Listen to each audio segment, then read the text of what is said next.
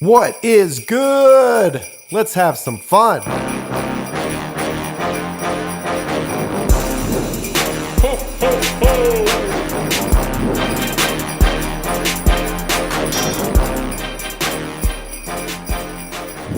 It's the Fundamism podcast with your host Paul J. Long and all things fun. We'll let the fun begin. Woo! What is good, ladies and gentlemen, and happy holidays from the Fundamism podcast. It's your boy, Paul J. Long, coming to you live, as always. When I say live, I'm talking live, but you're not listening live. Happy holidays. This is a super exciting time of year.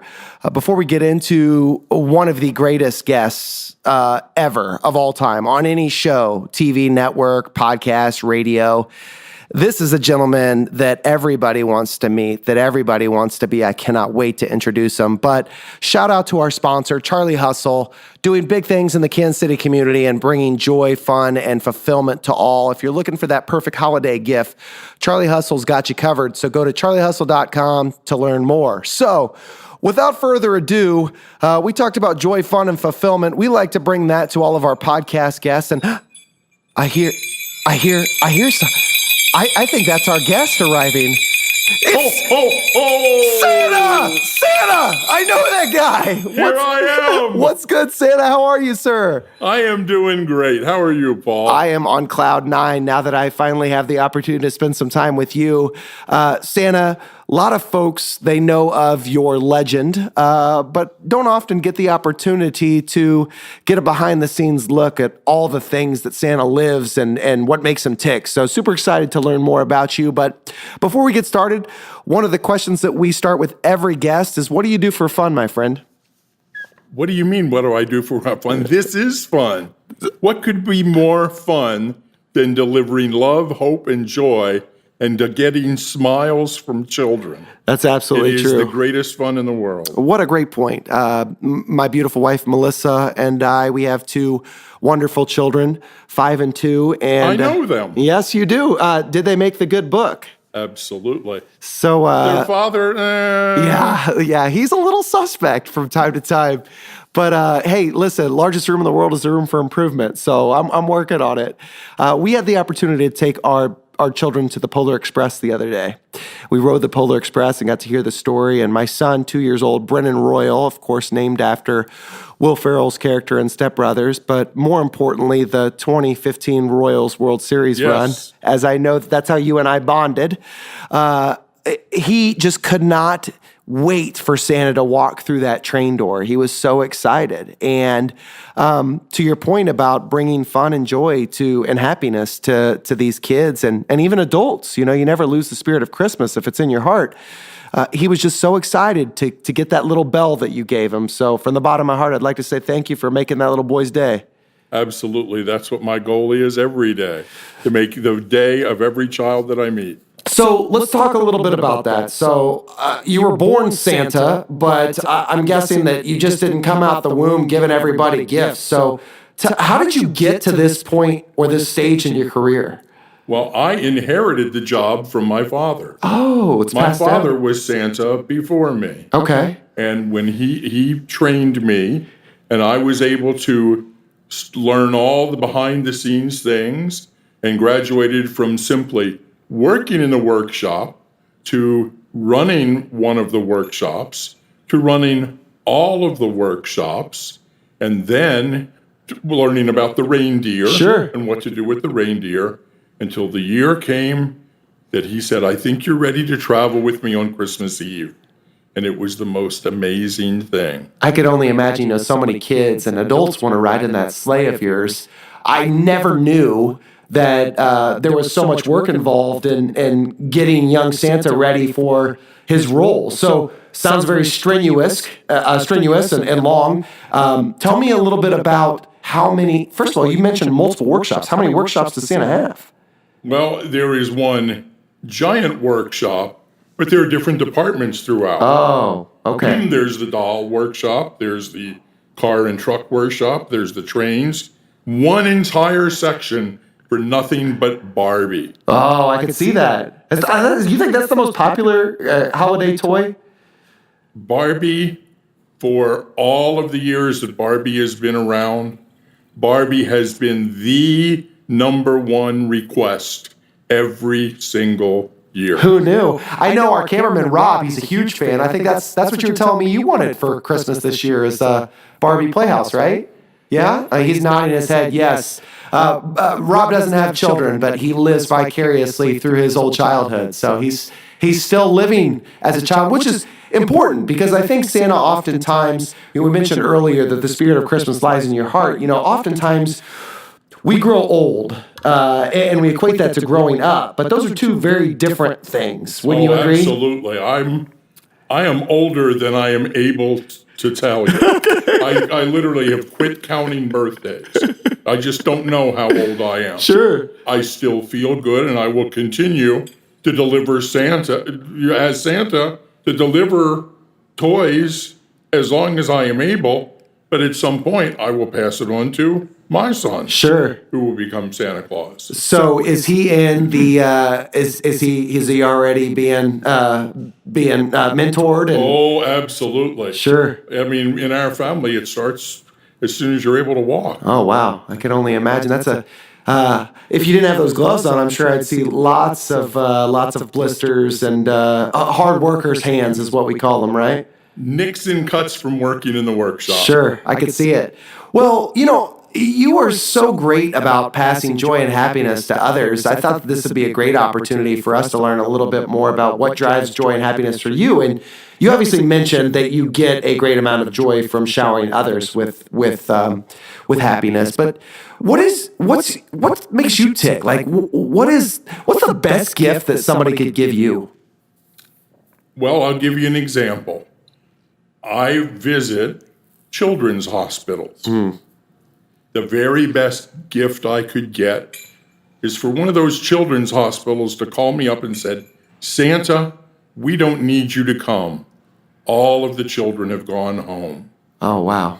That would be the best thing that could happen. You see, and I had the opportunity to sit down and eat lunch with you recently at Broadway Deli, if you recall, and had a joyous time.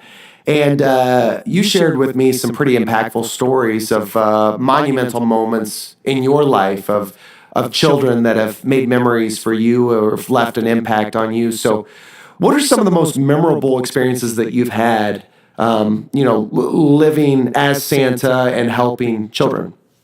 Well, I'm a big supporter of an organization called Santa America. Okay. And you can find us on the website at www.santaamerica.org. And Santa America delivers love, hope, and joy 365 days a year.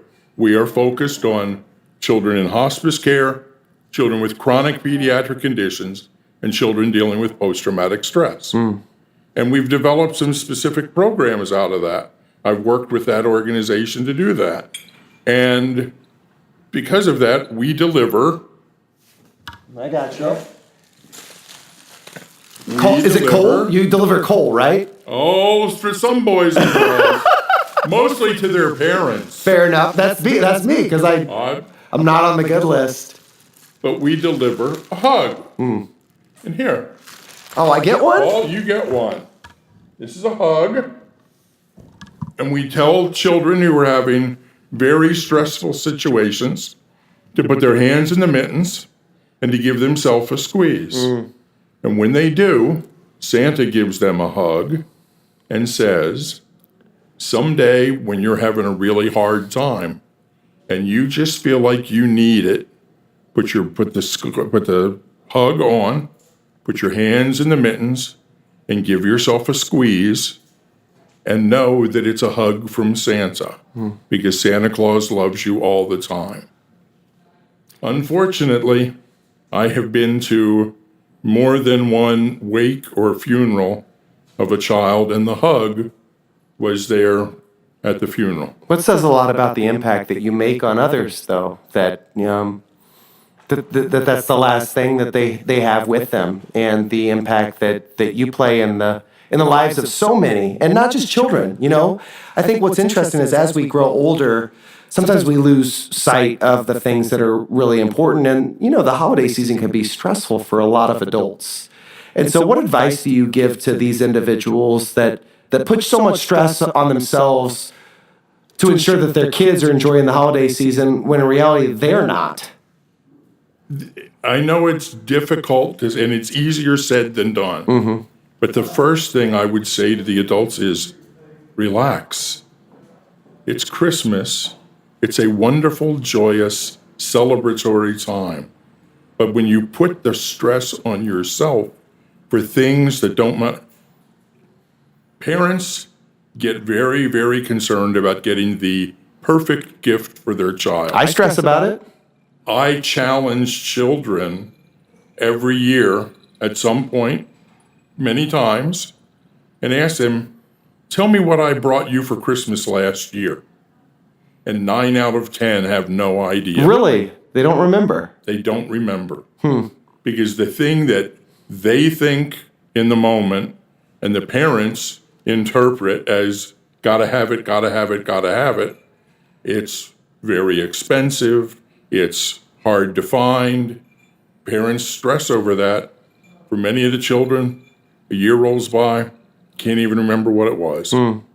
Well, I think to that point, we get so wrapped up in the moment of pleasing others and wanting to be the perfect parent or get the perfect gift or whatever it may be. But in reality, the one thing that no child or even adult could get enough of is love and appreciation. So sometimes just being there and showering others with kindness and love can go a long way, huh? Absolutely. And that's why delivering love, hope, and joy is what the Christmas season is all about. Well, you mentioned that a lot of folks don't remember what they got last year. I want to let you know, when I was 12 years old, I was super into the Teenage Mutant Ninja Turtles. And my favorite Teenage Mutant Ninja Turtle was Michelangelo, because he was wacky and zany and seemed like he never had his stuff together. And that was kind of how I lived my life. Obviously, I mean, look at me right now. But that's the only thing I wanted for Christmas. And so I asked Santa. I sat on your lap multiple times. I always wondered, how could he possibly remember what every kid on the planet wants for Christmas? So I was worried. And I'll never forget, I walked in the room that morning and my eyes lit up as I'll be darned if I didn't get that Michelangelo action figure. And so thank you. I have never got the opportunity to say thank you for making this young boy's day. And that memory sticks out to me. Well, Mike is a little bit crazy. You're right. Yes. But, he and I have had some talks. Yeah, cowabunga. Yeah, absolutely. And Leo and the rest of them, but how they have developed over the years. And, but they're still good, strong toys that the boys and girls still really That's love. true. They made a little comeback last year. Yeah. But, you touched on a couple of things, not just there, but earlier. We talk a lot about whether you've made the good list or the naughty list. And so a lot of misnomers out there. Like, is there a naughty list? I really don't have a naughty list. That really came from a song. Making a list, checking it twice. I do remember that song. Well, I have a list, but it's my book of good children. And the goal, of course, is to have your name listed in that book of good children.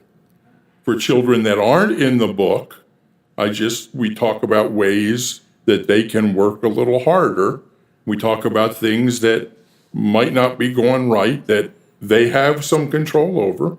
Unfortunately, in many children's lives, they get faced with situations where they don't have any control. Sure. And that's awful for them. Yeah.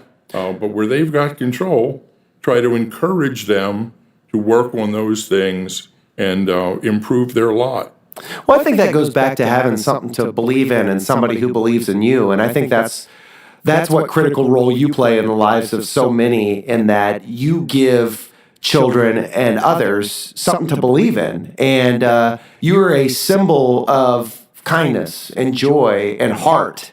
And that's something that everybody wants to feel at the holiday season. And it's interesting that it comes out around this time of year, to the point that we're so cognizant of it, but it seems to kind of go by the wayside, or it's not as important throughout the years. So why do you think that is?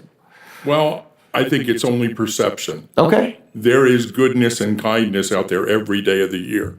We just don't necessarily pay attention to it, except at this time of year. Fair enough. But it's there, and it's there every day. And if we all, I think, spend a little more time looking for it and accentuating it, I think we'd all be a little better off. I agree. I'm sitting across from you, and I can't help but just dwell and bask in the glory of that mustache. What kind of product do you use in that, Santa? Do you use any product? Is that good old-fashioned earwax? What is that? Oh, that's got to be glue. It's beautiful. It's absolutely glorious. I've been growing my mustache out for 2 months, and this is as good as it gets. And it's got a little gray in there too. So if mine looked as great as yours, I would go full bore, but it doesn't. It looks terrible. If you put a little bit of milk on that, I've got a cat that could take care of it. Hey, speaking of milk, lots of folks, they leave you goodies on Christmas Eve. Yes, they do. And so, who makes the best cookies? Mrs. Claus, of course. Smart I answer. gotta tell you, you think I'd really answer that any differently? Yeah, that's a very smart answer. Strategic, if you will. Hey, I might have been born at night, but it wasn't last night. Eating so many cookies, how do you stay so fit?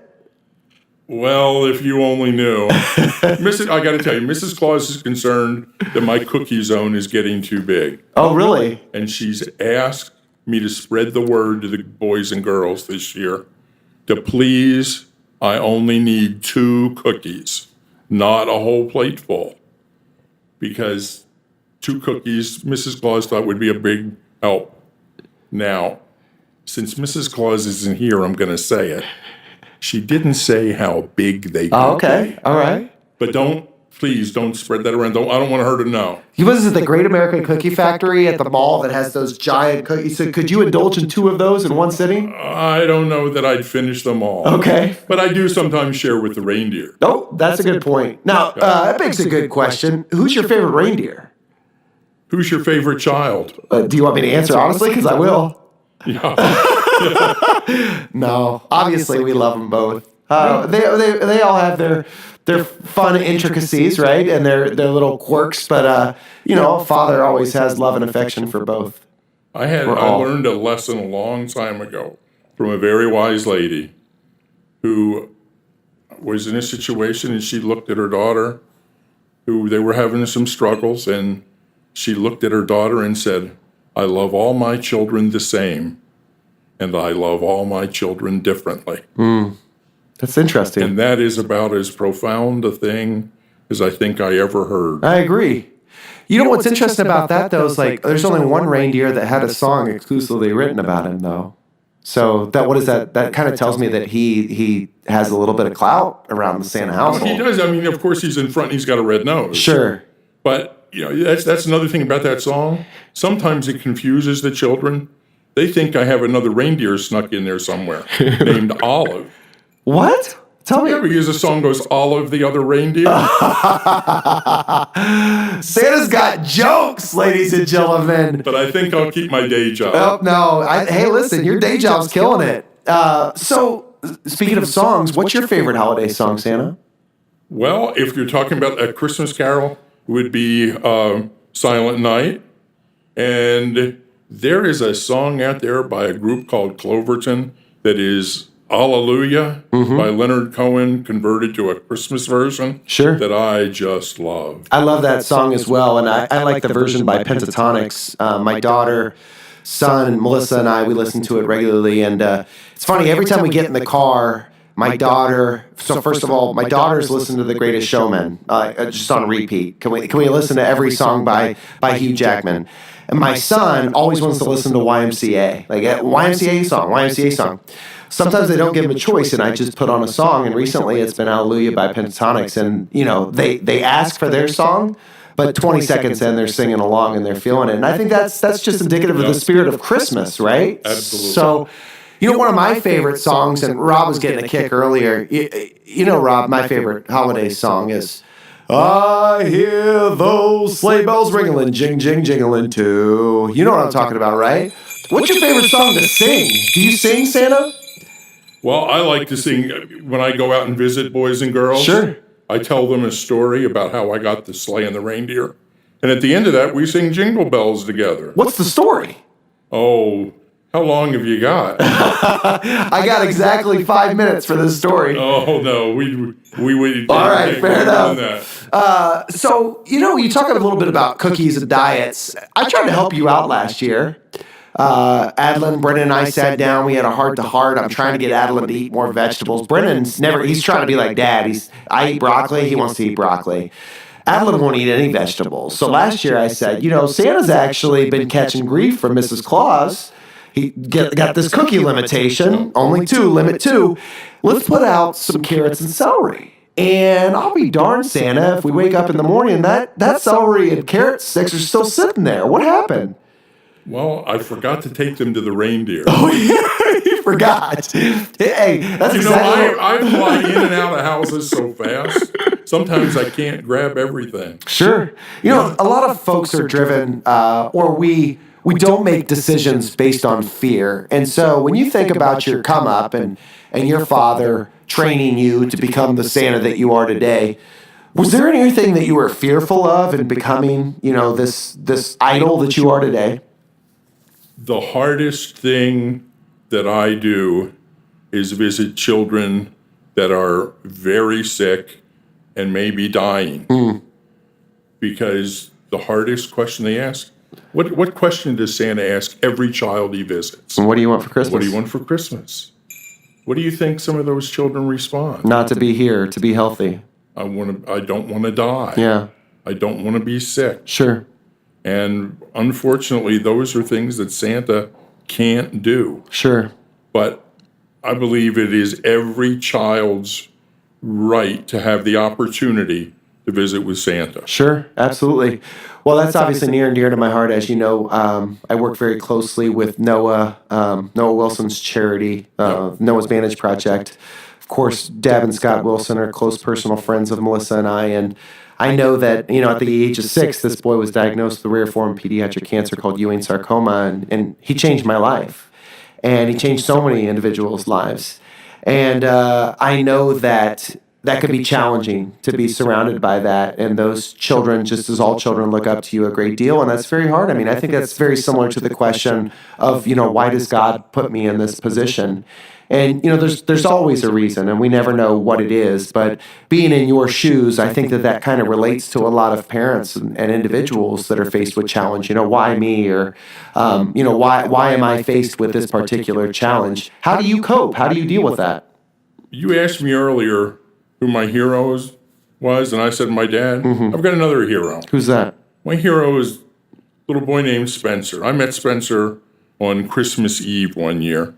And we flew in a helicopter, landed in his front yard, planted a magic acorn, poured fertilizer on it, and then put a survey flag in the ground to mark where it was.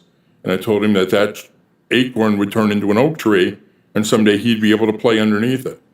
And then I asked him if he wanted to go for a ride in the helicopter to see the Christmas lights. Well, he beat the pilot and I to the helicopter.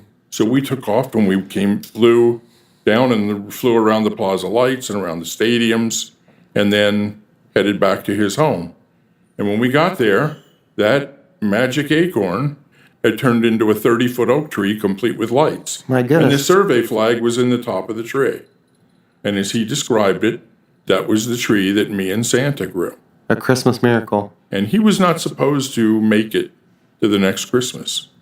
Well, lo and behold, I went back the next Christmas and we relit the tree. And I went back the next year and we relit the tree. And I went back the next year to relight the tree, but this time Spencer wasn't there. And in the middle of that year, when he had passed, I'd gone to his funeral and talking to his grandmother, and she said, about 6 weeks ago, Spencer was having a really good day, and Mom needed to go someplace. So instead of me going to his house to take care of him, he came to my house. We were in the living room watching TV, and I got up to go in the kitchen to do something, and Spencer followed me to the kitchen. And he looked at me and he said, "Grandma, am I going to die?" I said, "It's not the conversation you want to have with your 6-year-old grandson." And I said, "Well, Spencer, everything dies. You live on the farm. Dad plants stuff, it grows, it dies. He goes, no, Grandma, am I going to die soon? She said, well, Spencer, you're doing everything the doctors and nurses say, and your mom and dad are helping, and everybody's helping. You're doing your work. Grandmom! And finally she said, well, Spencer, probably. But you're going to get to see Grandpa and Uncle Bill. And she started naming family members that had passed that he knew. And she said, I stood there and she goes, I was done. I said all I could say. And he walked around the table and reached out and patted my hand and said, Grandma, it'll be okay. And went back in the living room to play. So Spencer is my hero. When I'm having a hard time, I say, if a 6-year-old could figure this out, what's my problem? Sure.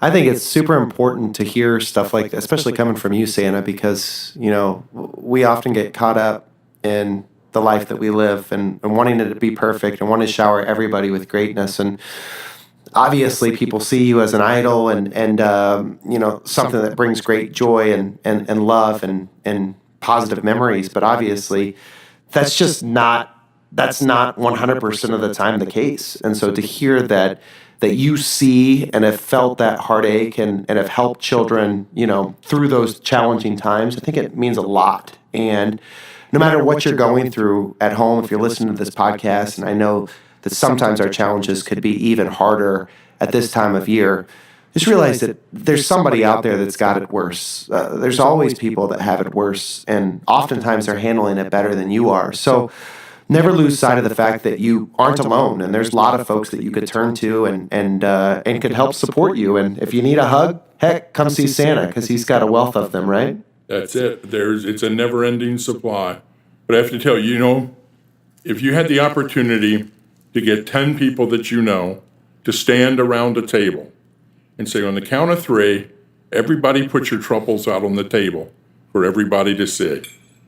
Everybody lays their troubles out there, and you start looking to see what your neighbor's dealing with and what every guy across the street's dealing with and all that. And you say, okay, on the count of 3, pick up the ones you want. 9 out of 10 people will pick up what they laid down. Why do you think that is? Because they've learned how to deal with it. That makes sense.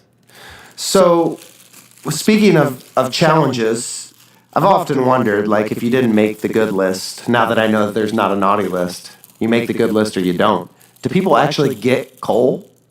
Very few. Very few? You're moving away from coal, I can tell you. I appreciate It's close, but you still got a little bit of work to do. Yeah. You know what I want for Christmas, Santa? What do you want for Christmas? I want you to make it easier on parents to put together the toys that they buy for their children for Christmas. Well, they're the toys that you buy? Yes. All you have to do is direct it towards Santa. Ask for one of the elves to do it. That's true. That's absolutely true. That your little Padawan has actually helped making right now as you're mentoring him to fill your void. That's it. So you have a million different nicknames, Santa. You have Saint Nick, you have Kris Kringle, you have the jolly old one, obviously Santa, Claus. What's your favorite? They're all my favorite. I'll answer to any of them. And I will especially answer to anything Mrs. Claus calls me. Sure, that's smart. Some of which I won't repeat. That's smart. What's the one thing that really gets under Mrs. Claus' skin that you do? Because we all got them. The one thing that I do, besides eat too many cookies. Fair enough, yes. It's working too hard, too many hours. I could see that. But this time of year, it's what's required to get it done for the children. Because this is all about the children. We've got some rules. Did you know that? We have 2 rules at the North Pole. I did not know this. Rule number 1 is it's about the children. Okay. Rule number 2 is if you have a question or problem, please see rule number 1. I love it. That makes perfect sense. It's funny because I hear that regularly in my household. It's all about me, Dad. So I didn't realize that she was referring to your rules. So I guess it all makes sense now. That's it. So, you just shower people with love, joy, and kindness around this time of year. And obviously every time you're out. What do you do when it's not Christmas or the holiday season? What's the remainder of your year look like? Well, our schedule is kind of like this. Christmas Eve, I go out and make the big trip with the reindeer. When I get everything done and get back to the North Pole, the sun is just coming up Christmas morning. And I'm really tired, but we have a giant celebration. All of the elves come, all of the reindeer come, Mrs. Claus and I at the head table, and we have a big party to celebrate another successful season. And then I go to bed and sleep for about 3 days. Jeez. And on the 28th, I get up, and we have our first round of meetings at the North Pole to review what happened in the year just finished. It's a performance assessment. That's right. And to make sure that we have met our goals and find out where we've fallen short, because unfortunately sometimes we do. Sure. And then start making plans for the next year. And then the department heads all go off to take those outline plans and turn them into concrete action. And while they're doing that, I give them 2 weeks to do that.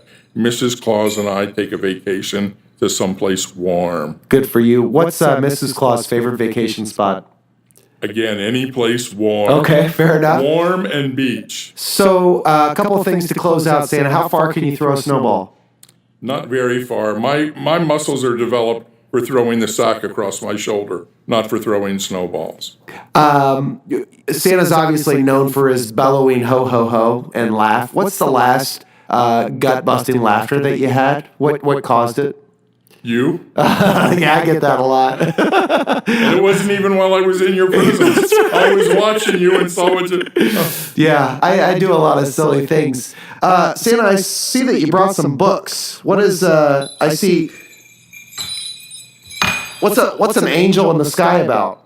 An Angel in the Sky is a book that Santa delivers to children that may be in hospice care. Okay. That children may not be looking at another Christmas. It's to help them get through what they're going through. Can somebody find that anywhere? Through www.santamerica.org. I love it. And speaking of which, Santa, I am blessed to have had the opportunity to meet you. You actually are giving me the opportunity to speak at Santa America, right? That's right. We are having a training symposium, a national training symposium in September in Overland Park. And I thought you would be a really good keynote opening speaker. Well, thanks for your... So I'm working my way back up to that good list. That's right. You're getting there. Thank you. And I've been reading your book. Oh, Santa! Shout out to Santa! He's got the book! So, that's based on the principles that you taught me. We're trying. Yeah, because it's all about, the foundation of who we are and a kindness in others and understanding others' perspectives and asking questions that matter and showing a genuine interest in people that may not just be less fortunate than us, but maybe just need a friend. And then, of course, next steps. And that aligns closely with your performance review and identifying where you fell short so you could potentially get better. So that's fun to me. That's exactly right. It's all Fundamism. Well, you even nailed the Rob, are you hearing this? Santa's a fan of me. This is big time. This made my day. And this isn't the first time you're going to make somebody's day.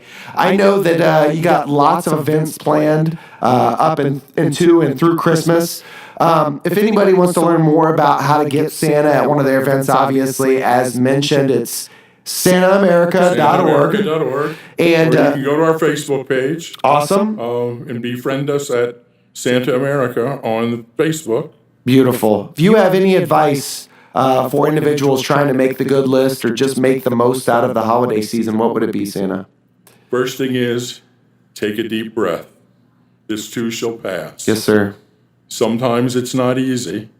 Nobody ever said it was going to be easy. But you to take care of yourself first. If you take care of yourself, puts you in better position to do the thing we're really supposed to do, and that's take care of others. That's absolutely true. Well, Santa, I admire you a great deal with all the individuals that sit on your lap, all the cookies you have to force down. Obviously, I know against your will. But most importantly, all the kindness and positivity and just amazing memories that you shower others and create for others. You really drive an experience. So thank you from the bottom of my heart. And I'm sure all of our listeners thank you from the bottom of theirs as well.